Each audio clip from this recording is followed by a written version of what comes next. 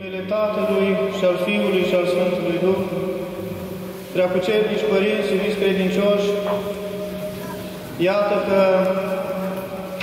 Biserica lui Dumnezeu a rânduit ca în acest urcuș al postului, în duminica aceasta, să prăznuim Sfânta și făcătoarea de viață crucii a Domnului Hristos.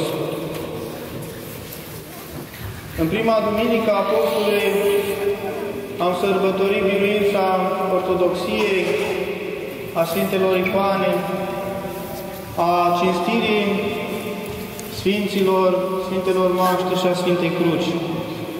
În duminica trecută, iată că Biserica ne-a pus înainte tot o biruința credinței noastre drept slăvitoare. L-a pus înainte pe Sfântul Grigorie Palama, unul dintre cei mai mari teologi ai Bisericii noastre, teologul luminilor necreate, pentru ca să înțelegem că prin dreapta credință noi putem să-L vedem pe Dumnezeu, când știm să cunoaștem credința lui Dumnezeu prin învățătura Bisericii și o mărturisim, iată că este primul pas spre cunoașterea lui Dumnezeu. Tot așa și în duminica aceasta noi prăznuim pe Sfânta Cruce ca fiind biruitoare împotriva păcatului și a morții. Cu toate înfrângerile, neputințele și zdrobirea inimii noastre de zi cu zi în postul acesta, iată că părinții Bisericii au rânduit ca duminica să ne bucurăm de biruință.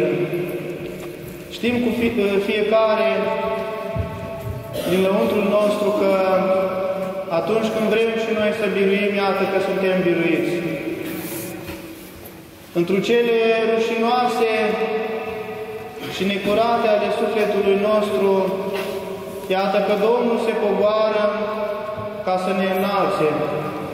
Așa cum pe cinstita cruce Domnul s-a înălțat, cu toate că era o moarte rușinoasă, nedemnă de Fiul lui Dumnezeu, o moarte care era rânduită doar tâlharilor, era considerată una dintre cele mai cumplite și rușinoase morți, aceea pe cruce. Iată, Domnul s-a înălțat pe această cruce, așa cum se înalță și în adâncul nostru atunci când suntem biruiți de păcat, ca să ne ridice privirea noastră spre Sfânta Cruce, îndemnându-ne spre biruință. Și iată că atunci când biruim ceva dintr-o cele din lăuntru ale noastre, biruința nu este a noastră, ci a lui Hristos împreună cu noi. Iată că Domnul lucrează în inima și în mintea noastră împreună cu noi, ca noi să fim biruitori pe cruce. Ca să înțelegem această duminică de astăzi a Sfintei Cruci, trebuie să ne gândim la bucuria pe care a avut-o Sfânta Elena atunci când a descoperit Sfânta Cruce. După ce împăratul Constantin dă libertate creștinilor, iată că Sfânta Elena, mânată de un dor dumnezeiesc, cu toate că era în vârstă, aproape de 78 de ani, Dumnezeu a insuflat-o prin Duhul Sfânt ca să meargă la locurile sfinte pentru a găsi mormântul Domnului, pentru a găsi Sfânta Cruce. Și având toată puterea de la Fiul ei, având bani, iată că a mers ca să cerceteze împreună cu arhiepiscopul Macarie al Ierusalimului, să caute locul dumnezeieștilor patimi și celelalte locuri sfinte din istoria creștinismului. Și îi se arată un vis care mai apoi îi se confirmă, pentru că îl întâlnește pe un evreu, botezat mai târziu cu numele de Chiriac, și găsește locul Dumnezeiescului mormânt al Golgotei și Sfânta Cruce sub o movilă de moluz peste care s-a construit un templu al Afroditei. Și dărâmând acel templu, dezgolește pământul și mută moluzul de acolo și în anul 326 are bucuria de a descoperi Sfânta Cruce împreună cu celelalte cruci ale tâlharilor. Și-a dat seama de crucea Domnului pentru că avea acea tăbliță deasupra ei, care se scria în 3 limbi: Iisus Nazareneanul, Regele Iudeilor. Și pentru ca să fie și mai încredințat acest fapt, iată că se întâmplă 2 minuni, se vindecă o bolnavă și un mort este înviat atunci când sunt atinși cu Sfânta Cruce a Domnului Hristos. Mai târziu, în anul 335, după ce se săvârșește zidirea Bisericii Sfântului Mormânt, de fapt un ansamblu de biserici care cuprinde și astăzi Mormântul Domnului, Golgota, acolo unde a fost răstignit Domnul, și celelalte din împrejmuiri, Patriarhul Macarie arată Sfânta Cruce poporului credincios spre cinstire și iată că noi prăznuim pe 14 septembrie această înălțare a Sfintei Cruci, iar pe 13 septembrie săvârșirea sau terminarea lucrărilor Bisericii Sfântului Mormânt. Dar pentru că creștinii au început să vină la Mormântul Domnului, acolo unde se săvârșește până astăzi minunea venirii Sfintei Lumini, în săptămâna Patimilor, în sâmbăta Patimilor, și doreau ca să se închine și ei cinstitului și de viață păcătorului lemn al Sfintei Cruci. În vinerea Patimilor și în sâmbăta Patimilor era scoasă Sfânta Cruce, o parte din Sfânta Cruce, pentru că ea a fost împărțită în mai multe locuri și pelerinii aveau ca mângâiere închinarea Sfintei Cruci.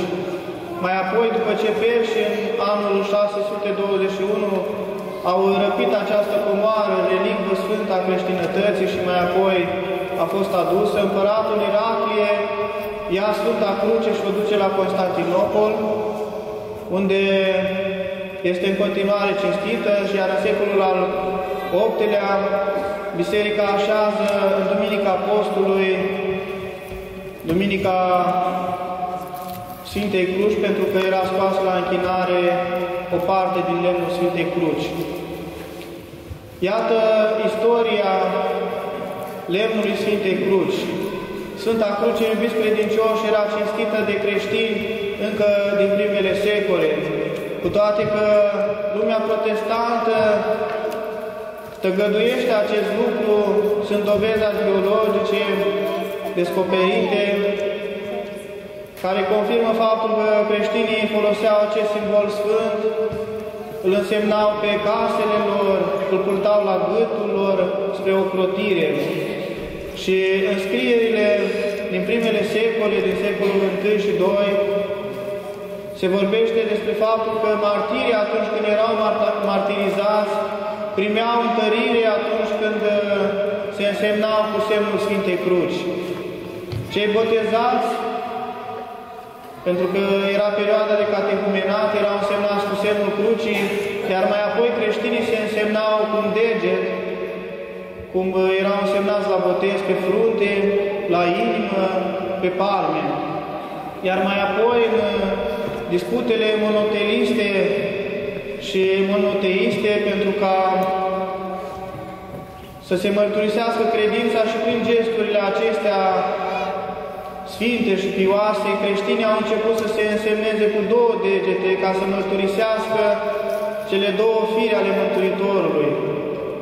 Iar în secolul al VIII-lea, iată că creștinii au început să se închine cu 3 degete, mărturisind Treimea. Sfântul Ambrozie al Milanului spune că creștinii din vremea lui își însemnau inima și brațele sau umerii cu semnul crucii.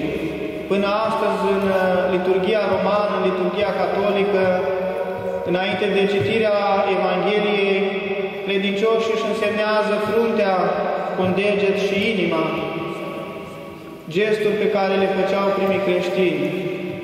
Iată că Sfânta Cruce a fost cinstită pentru că creștinii erau iubitori, erau oameni evlavioși ai Sfintei Cruci, cu toate că în primele secole nu erau așa de multe definiții dogmatice, ei simțeau în inima lor că Dumnezeu lucrează prin semnul Sfintei Cruci. Exorcizările care se făceau înainte de botez foloseau semnul Sfintei Cruci pentru a alunga demonii, iar creștinii se spune că își însemnau așternutul atunci când se culcau cu Sfânta Cruce pentru a fi ocrotiți de puterea celui rău. Iată că aceste dovezi confirmă faptul că tradiția aceasta sfântă și lui Dumnezeu plăcută de a cinsti Sfânta Cruce nu era străină primilor creștini. Astăzi, noi înțelegem mult mai profund, mai teologic ce înseamnă Sfânta Cruce. Atunci când privim spre crucea Mântuitorului, nu privim numai spre jertfa Lui, ci spre învierea Lui. Crucea este semnul biruinței asupra păcatului și a morții. Dumnezeu așa de mult a iubit lumea aceasta, încât l-a dat pe Fiul Său unul născut, ca să fie răscumpărare pentru păcatele noastre. Și El s-a înălțat pe cruce, așa cum Moise a înălțat șarpele în pustie. Cuvântul acesta, că Domnul s-a înălțat pe cruce, așa cum Moise a înălțat șarpele în pustie, spre care priveau evreii pentru a nu fi omorâți, mi-a adus în minte multe sensuri ale Sfintei Cruci astăzi, când noi oamenii petrecem într-o pustie, vrem să ieșim din robia lui Faraon și iată că noi rătăcim în viața noastră și căutăm un îndemn, căutăm o biruință și un liman. Și noi, creștinii de astăzi, privim spre Domnul înălțat pe cruce, pentru că noi suntem neputincioși, suntem rătăciți și căutăm ca să ne salvăm sufletele.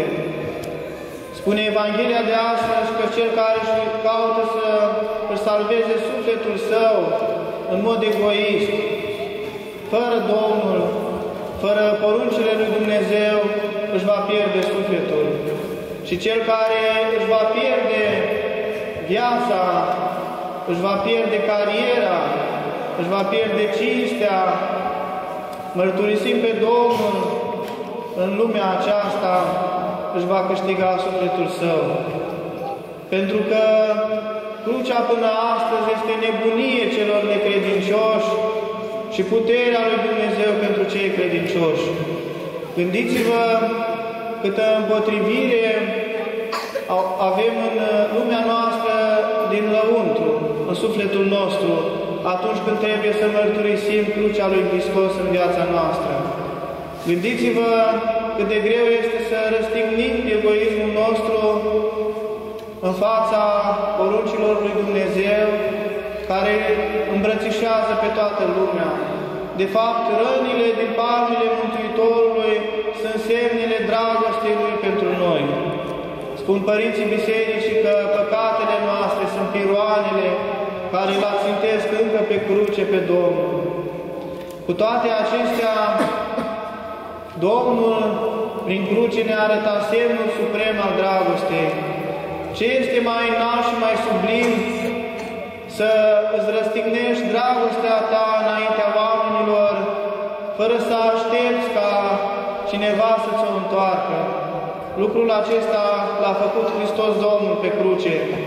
A avut încredere în noi, spune Părintele Antonie de Suroj, într-un cuvânt al său despre suferință. A înfruntat suferința noastră, întreaga istoria suferinței omenești, de la primul om până la ultimul om, și a înălțat-o pe cruce, ridicând brațele pentru a îmbrățișa pe fiecare care vrea să-L urmeze. Ce este mai sublim și mai înalt decât dragostea lui Dumnezeu, care nu ne obligă să o acceptăm. Unii dintre oameni, văzând pe Domnul răstignit, au ridicat din umeri. Alții L-au răstignit din nou bajocorindu-L, iar alții îndurerați au plâns și-au dat seama cât de mare este dragostea lui Dumnezeu pentru noi oamenii. Și această pecete a dragostei lui Dumnezeu trebuie să o exersăm fiecare dintre noi în viața noastră de zi cu zi. Pentru că a ne răstigni de mii de ori în fața poftelor noastre, în fața rațiunii noastre egoiste, nu este altceva decât a urma crucea lui Hristos Domnul. A ne răstigni pe noi în fața acestei lumi care, atunci când nu urmăm pe Domnul, ne spune ce fel de creștin ești. Atunci când îl mărturisim pe Hristos Domnul, ne arată sfidare și împotrivire, pentru că noi nu căutăm laudele lumii, ci căutăm mângâierea care vine atunci când ne răstignim. Este foarte ușor să spui cuiva urmează crucea. Nu de mult vorbeam cu cineva care avea o problemă în familie, o doamnă care, fiind tânără, nu-și înțelegea crucea căsătoriei și ne spunea: Părinte, dacă vreți să vorbesc cu dumneavoastră, în primul rând vreau să nu spuneți cuvântul acesta pe care mi-l spun toți preoții: ia-ți crucea sau rabdă-ți crucea sau să-ți duci crucea. Și Domnul i-a vorbit mult mai tare decât poate să o facă fiecare dintre noi și mi-am dat seama că numai El, Hristos Domnul, Cel care a purtat crucea așa cum trebuie, a putut să-i vorbească acestui om și până la urmă ea însăși a devenit mărturisitoarea crucii lui Hristos atunci când și-a dat seama cât de important este să-ți poți crucea în taina căsătoriei. Nu de mult, pe când mă aflam în muntele Athos, am întâlnit cu un preot de mir din Teleorman, un preot râvnitor, dar care nu avea audiență acolo în satul în care trăiam, pentru că erau oameni necredincioși, oameni care nu aveau o cultură religioasă, de fapt nu au moștenit, ei nu erau vinovați, nu au moștenit de undeva o cultură spirituală. Și părintele acesta, pentru că era tânăr și râvnitor, s-a scandalizat în primii ani ai preoției de acest lucru și se folosea de fiecare mijloc pentru a-i ține cât mai mult în biserică pe oameni. Atunci când erau în mormântare, încuia ușa și le țineau un cuvânt. Atunci când era o cununie sau un botez, încuia ușa ca să nu iasă nimeni și ca să-i biciuiască oarecum cu cuvântul său. Și în ziua de, povestea părintele acesta, că în ziua de înălțare a Sfintei Cruci, niciun creștin nu era la biserică. Părintele a împodobit crucea foarte frumos, a făcut toată rânduiala aceasta scoaterii Sfintei Cruci, dar niciun creștin nu era în biserică și cei mai mulți erau pe la barul. Era un bar în un sat mic, o casă care aparținuse chiar bisericii și mai toți erau acolo la bar. Și părintele s-a enervat, după zdul, va lua Sfânta Cruce, s-a dus acolo la teșghea și a trântit-o pe bar, spunându-i vânzătoare că dacă nimeni nu a venit la biserică, ca să afle că astăzi este sărbătoare Sfintei Cruci, să te faci tu vestitoare a sărbătorii de astăzi. Și iată că Domnul a rânduit ca acea vânzătoare, atunci când venea fiecare acolo la cârciumă, scotea crucea și o arăta și spunea: uite, avem un popă nebun aici care a adus crucea, nu știu de ce e împodobită, dar o arăta fiecăruia. Și astfel oamenii au aflat măcar că este cinstirea Sfintei Cruci. Cu timpul, cred că Părintele acesta a pătruns și în inima fiecăruia de acolo și cred că astăzi face mult mai multă misiune decât în felul acesta. Iată că crucea pentru unii este nebunie, pentru alții puterea lui Dumnezeu. Și știm din viața noastră personală, din truda noastră de zi cu zi, că fără Sfânta Cruce nu ne putem începe ziua, nu putem să ne apărăm împotriva gândurilor, împotriva ispitelor și atunci când ne însemnăm cu semnul Sfintei Cruci, chemăm puterea mântuitoare de care s-a împărtășit Sfânta Cruce. Iubiți credincioși, Sfânta Cruce poate să devină lucrătoare și vie doar în oamenii care o mărturisesc prin fapta lor. Degeaba o împodobim cu cele exterioare dacă nu știm să și o purtăm. Și în primul rând mă gândesc la mine și la cei pe care îi îndemn să poarte crucea, cât este de grea crucea. Și fiecare are nevoie de un îndemn atunci când se prăvălește sub greutatea ei și știm că cea mai mare greutate o poartă Domnul. El ne iartă atunci când ne lepădăm de El, El deschide brațele atunci când ne întoarcem la El și de fapt El se răstignește în locul nostru. Îl rugăm pe Hristos Domnul să ne dea înțelesul cel tainic al crucii. Vedeți că lumea protestantă nu a înțeles ce înseamnă să cinstești crucea, să cinstești lemnul acela descoperit de Sfânta Elena și simbolul crucii și toată teologia Sfintei Cruci, pentru că ruptura aceasta de tradiția Bisericii, de tradiția Sfântă a Bisericii, aduce alte înțelesuri. Omul rațional, atât timp cât nu se răcește de îngânfarea lui și nu lasă pe Dumnezeu să lucreze în viața lui, caută sau găsește niște înțelesuri sterpe, niște contradicții, niște dezbinări în el și în jurul lui. Dar atunci când îl găsim pe Domnul, trebuie să lăsăm pe El să vorbească în inima noastră și în viața noastră, ca să ne ajute să purtăm și pe Sfânta Cruce. Dumnezeu să vă binecuvinteze, să vă întărească, ca să ajungeți și la praznicul cel slăvit al Învierii Domnului.